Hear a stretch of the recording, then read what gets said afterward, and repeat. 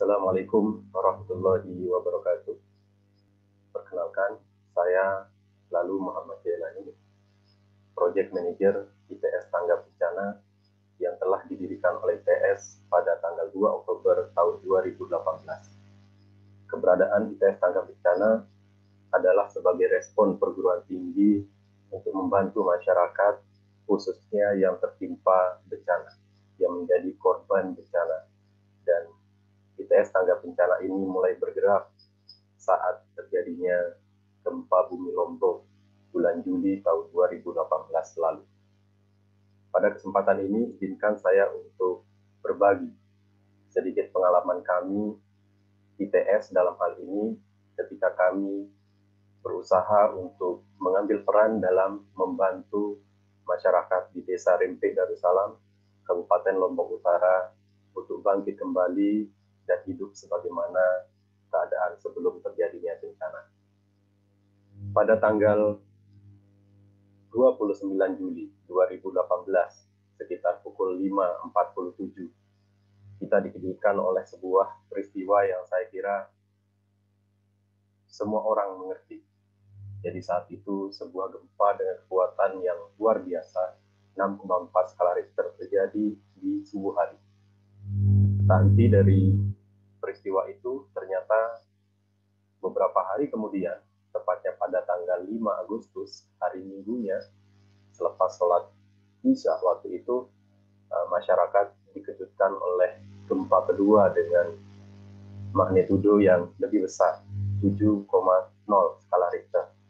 Dan peristiwa ini juga menyentak kami di perguruan tinggi, khususnya di ITS, dan kami saat itu juga mulai merencanakan aksi-aksi nyata dalam rangka membantu korban bencana.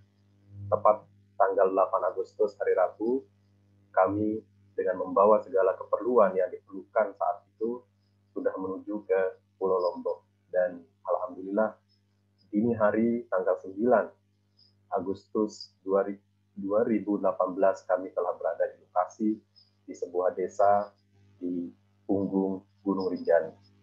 Desa ini kami pilih adalah salah satunya adalah karena desa ini sangat susah untuk dijangkau dan juga untuk menjawab permintaan dari Bapak Bupati Kabupaten Lombok Utara yang secara khusus berkirim surat kepada Pak Rektor agar ITS memberikan sumbangsihnya membantu masyarakat yang berada di lokasi di desa ini. Saat itu, kendala yang kami temui cukup banyak dan cukup kompleks. Jadi di awal-awal distrik PLN padam sejak tanggal 29 Juli sampai 11 Agustus. Kemudian makanan yang terbatas, kemudian rumah tidak ada yang bisa kita tempati, kami tinggal di tenda-tenda di sana, kemudian MCK tidak ada, kemudian gangguan kesehatan serta pasokan air terputus, serta pipa bumdes rusak dan kolam penampungan, sementara di mata air tertutup material longsoran. Kantor desa juga yang baru selesai dibangun kurang dari 1 tahun, itu juga mengalami kerusakan. Ini adalah beberapa solusi yang saat itu kami tempuh. Dengan segala keterbatasan, kami berupaya untuk kembali membantu masyarakat yang ada di situ. Kami berupaya untuk menyediakan listrik berupa genset dan bahan bakarnya. Kemudian kita juga membangun dapur umum dan juga melaksanakan kurban besar-besaran di desa tersebut. Di samping itu kita juga menyelenggarakan atau membuat sebuah posko yang saya kira cukup lama berdiri. Selain posko utama ITS yang berada di desa tersebut, kita juga mendirikan posko kesehatan. Dan posko inilah yang salah satunya yang banyak sekali diperlukan oleh masyarakat di sana. Kebetulan saat itu ada seorang warga lokal yang baru selesai perawat dari beliau yang membantu kita hanya menyiapkan kebutuhan obat-obatan yang diperlukan. Dan saat itu pula kami mulai mengerahkan mahasiswa.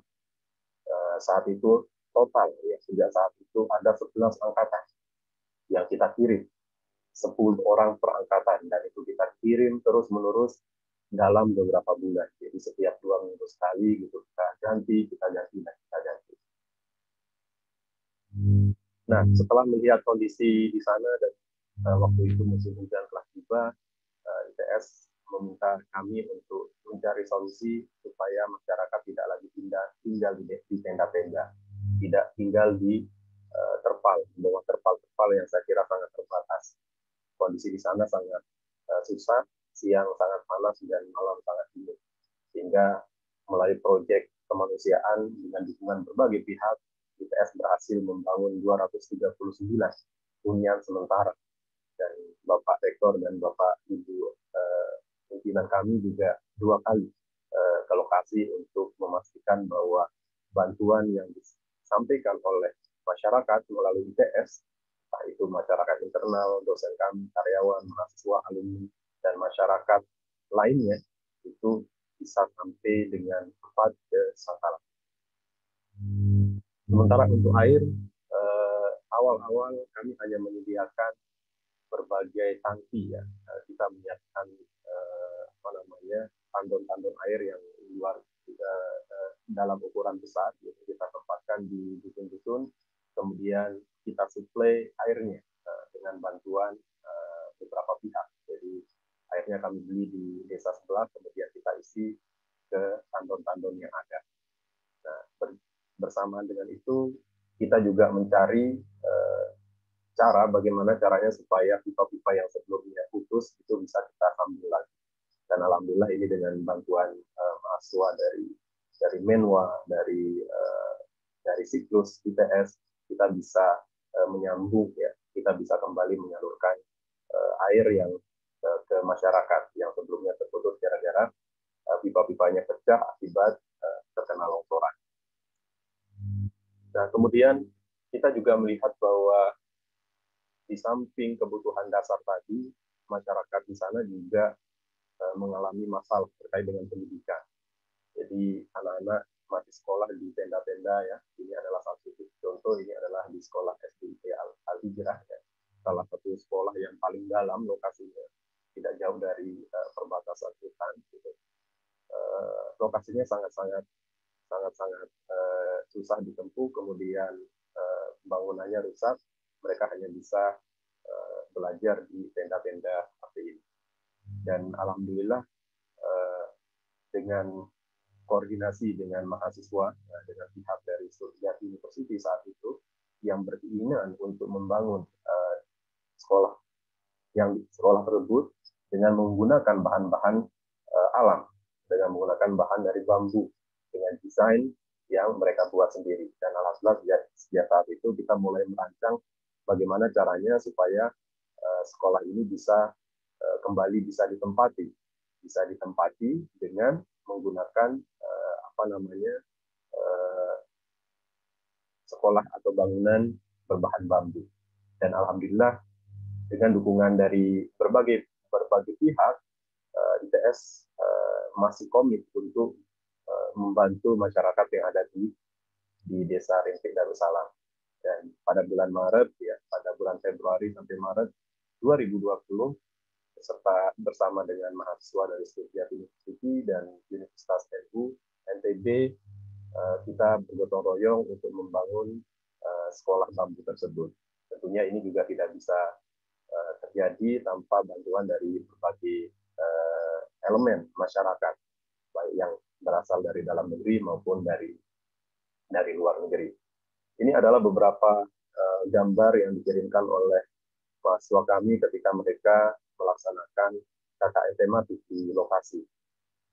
Dan ini adalah juga gambar berikutnya yang mereka kirim ke kami.